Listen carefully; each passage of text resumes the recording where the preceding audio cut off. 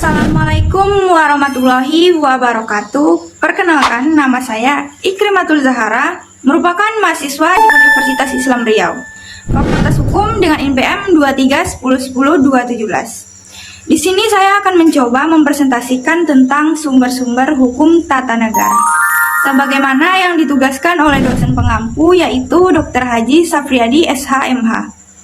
Baiklah, di sini saya akan menjelaskan sumber hukum tata negara.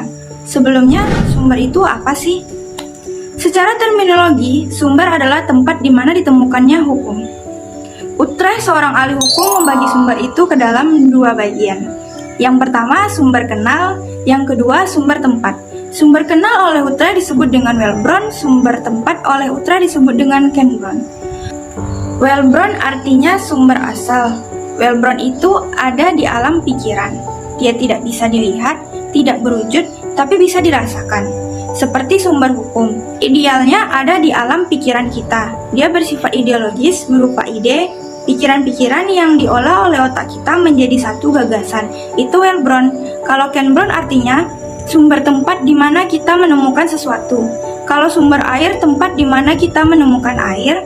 Kalau kita bicara tentang sumber hukum tata negara, maka artinya tempat di mana kita dapat menemukan sumber hukum tata negara. Itu namanya sumber. Sumber hukum adalah segala apa saja yang menimbulkan aturan-aturan yang mempunyai kekuatan mengikat dan bersifat memaksa, yakni aturan-aturan yang kalau dilanggar mengakibatkan sanksi yang tegas dan nyata bagi pelanggarnya. Utrecht membagi sumber hukum itu ke dalam dua bagian. Ada yang disebut dengan sumber hukum formil, sumber hukum bentuk, dan ada sumber hukum material, sumber hukum isi. Ada dua ciri dari sumber hukum formil itu. Ciri yang pertama dirumuskan dalam satu bentuk. Rumusan ini sangat penting untuk membedakannya dengan norma-norma lain. Maksud dari dirumuskan dalam satu bentuk adalah dirumuskan dalam satu bentuk tertulis, atau dikenal dengan kodifikasi. Makanya hukum tertulis ini disebut dengan written law. Kodifikasi itu dibukukan secara sistematis. Inilah yang menjadi karakteristik dari hukum civil law. Bagaimana melahirkan hukum tertulis ini? Hukum tertulis ini lahir dari suatu proses legislasi. Siapa yang membuatnya? Lembaga institusi yang punya kewenangan untuk melahirkan proses legislasi, yang namanya Dewan Perwakilan Rakyat. Dewan Perwakilan Rakyat, yang pertama pengawasan, yang kedua legislasi, yang ketiga anggaran. Proses legislasi inilah yang melahirkan hukum yang bersifat tertulis. Bentuknya apa? Lahirlah yang namanya norma-norma hukum, kaedah-kaedah hukum, aturan-aturan hukum yang sekarang kita kenal adalah undang-undang. Dirumuskan dalam satu bentuk. Apa isi norma ini? Isi norma ini adalah perintah dan larangan. Perintah untuk melakukan sesuatu, larangan untuk tidak melakukan sesuatu. Ini ciri pertama dari sumber hukum formil. Ciri yang kedua, berlaku umum, mengikat, dan ditaati. Apa definisi pengertian ruang lingkup dari berlaku umum ini? Berlaku untuk makhluk hidup, berlaku untuk seluruh warga negara tanpa kecuali. Mengikat memiliki daya paksa, mau tidak mau setiap warga negara harus menerima dan menaati. Tidak boleh tidak menerima, tidak boleh tidak menaati. Kalau kita tidak tahu adanya suatu undang-undang, kemudian kita melanggar undang-undang itu, lalu kita mencari alasan pembenar bahwa kita tidak tahu undang-undang itu tidak dapat dijadikan alasan, karena setiap orang dianggap tahu undang-undang. Itu sumber hukum formil. Sumber hukum material adalah faktor-faktor yang mempengaruhi pembentukan hukum, atau faktor-faktor yang ikut mempengaruhi materi isi dari aturan-aturan hukum. Misalnya faktor-faktor yang mempengaruhi pembentukan undang-undang atau bisa juga putusan hakim. Jadi material ini adalah sumber isi. Kalau menurut Utrecht, sumber hukum material ada dalam ide, gagasan, dalam pikiran-pikiran manusia yang sifatnya abstrak sekali. Bisa dilihat, kalau sumber hukum formal bisa kita ketahui karena sifatnya yang tertulis. Itu sumber hukum material. Bagaimana dengan sumber hukum material tata negara? Sumber hukum material tata negara adalah sumber hukum yang menentukan isi, kaidah dari hukum tata negara. Yang termasuk sumber hukum material adalah dasar atau pandangan hidup bernegara. Dasar atau pandangan hidup bernegara di Indonesia, maka itu adalah Pancasila. Kenapa mesti Pancasila? Karena sumber dari segala sumber hukum. Karena Pancasila itu adalah forges jiwa bangsa. Karena Pancasila itu adalah falsafah. Karena Pancasila adalah ideologi negara. Apa artinya? Bahwa seluruh peraturan perundang-undangan Di Indonesia, materinya, isinya, kaidah hukumnya, normanya, aturannya itu tidak boleh bertentangan dengan Pancasila. Kalau bertentangan, batal dengan hukum. Bagaimana mengukurnya? Mengukurnya dengan 5 Pancasila. Sila pertama, ketuhanan. Sila kedua, kemanusiaan. Sila ketiga, persatuan. Sila keempat, kerakyatan. Sila kelima, keadilan. Jadi materi sebuah undang-undang tidak boleh keluar dari konteks ini. Tidak boleh lari dari nilai-nilai ketuhanan, dari nilai-nilai kemanusiaan, dari nilai-nilai persatuan, dari nilai-nilai kerakyatan, dari nilai-nilai keadilan. Nilai-nilainya ada di sini untuk sumber hukum material. Kalau kita belajar teknik membuat undang-undang, ada 3 landasan sebuah undang-undang dikatakan baik rumusannya. Yang pertama, memenuhi landasan persyaratan filosofis, landasan yang bersandar pada falsafah, ideologi negara, forkis bangsa.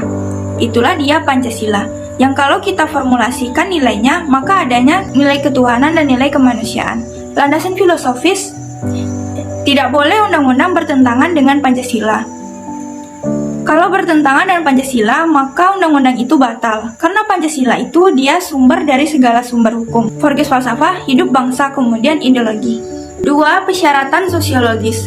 Bersandar kepada nilai-nilai yang hidup, tumbuh dan berkembang di masyarakat, baik yang adil yang hidup hukum adat, sebagai hukum yang tidak tertulis, ataupun yang berkembang di tata pergaulan masyarakat itu sendiri tapi dia bernilai positif. Persyaratan yuridis, hukum, aturan, kaidah, norma yang terdapat di luar dari undang-undang tersebut. Hukum, aturan, kaidah, norma, jadi satu undang-undang itu dia tidak bisa dipisahkan, tidak bisa dilepas dengan undang-undang lain, karena kekuatan yuridis juga ada pada aturan undang-undang lain. Misalnya undang-undang tentang pemerintah daerah, Undang-Undang Nomor 23 Tahun 2014, pembentukan ini tidak bisa dipisahkan dari undang-undang lain. Contoh tentang perimbangan keuangan antara pemerintah pusat dengan pemerintah daerah, tidak juga bisa dipisahkan dengan undang-undang pembentukan daerah itu sendiri. Tidak juga dipisahkan dengan undang-undang pemerintah pusat, jadi kekuatan dari yuridis dari sebuah undang-undang itu juga diikat oleh undang-undang tadi. Antara satu norma yang ada di undang-undang dengan norma lain di luar undang-undang itu tidak boleh bertentangan, harus satu jalan. Sumber-sumber hukum tata negara. Yang pertama, perundang-undangan. Maksud perundang-undangan adalah undang-undang yang bersifat tertulis, disebut dengan hukum positif. Yang pertama, Undang-Undang Dasar 1945, yang kedua Antap MPR, yang ketiga Undang-Undang Perpu, 4 Peraturan Pemerintahan, yang kelima Peraturan Presiden, yang keenam Perda Provinsi, yang ketujuh Perda Kabupaten. Ini sumber hukum tata negara yang pertama. Yang kedua, hukum adat ketatanegaraan. Karena adanya wilayah masyarakat hukum adat, adanya di kampung daerah yang masih kental adat istiadat, terutama orang pedalaman.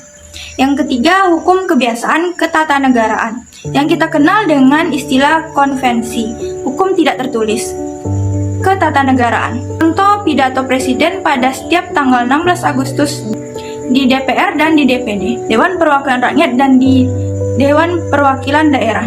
4. Jurisprudensi ketatanegaraan adalah putusan hakim di bidang tentang ketatanegaraan di Mahkamah Konstitusi.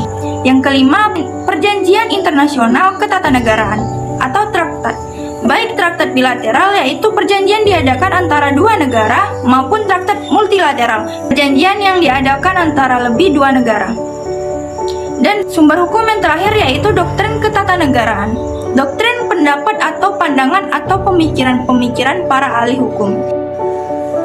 Doktrin itu adanya di luar pengadilan, seperti para akademis, dosen yang menyampaikan dan yang menulis. Di luar seminar diskusi, di luar di tempat perdebatan orang. Itu adalah doktrin pendapat ahli hukum di luar pengadilan. Dogma pendapat ahli di dalam pengadilan. Yang menyampaikan dogma adalah para ahli hukum juga, yang diminta jadi saksi ahli di persidangan untuk kepentingan justice atau keadilan. Jadi itu doktrin dan dogma yang menjadi sumber hukum tata negara. Sumber hukum tata negara posisinya dalam doktrin atau dogma. Mengapa kita perlu membicarakan sumber hukum? Ada dua alasan. Pertama, untuk melihat derajat kekuatan hukum. Hukum sampai di mana sih? Apakah dia bersifat elastis, statis, dinamis, dalam ruangan hampa yang terbatas atau dalam wilayah yang tanpa batas? Yang kedua, untuk menentukan bobot materi hukum, kualitas dari norma, kualitas dari kaidah. Ada undang-undang yang dia bertahan lama, ada undang-undang yang tidak bertahan lama, baru dibuat direvisi. Ada undang-undang yang bertahan lama, walaupun banyak menimbulkan reaksi di masyarakat sampai sekarang. Contoh Undang-Undang Nomor 1 Tahun 1946 tentang ketentuan pidana, termasuk bahwa perdata dan KUH dagang. Jadi bobot dari sebuah undang-undang itu, bobot dari sebuah kaidah norma materi undang-undang sangat mempengaruhi. Kesimpulan sumber hukum itu adalah sumber yang dijadikan bahan untuk menyusun perundang-undangan. Sumber hukum pidana berbeda dengan sumber hukum tata negara. Walaupun sumber hukum sama, kalau pidana sumber yang dijadikan oleh hakim dalam memutus perkara pengadilan. Sedangkan dalam hukum tata negara, sumber yang dijadikan panduan, pedoman untuk menyusun aturan undang-undang. Terima kasih atas perhatiannya. Lebih dan kurang, saya mohon maaf. Wabillahi taufiq wal hidayah. Wassalamualaikum warahmatullahi wabarakatuh.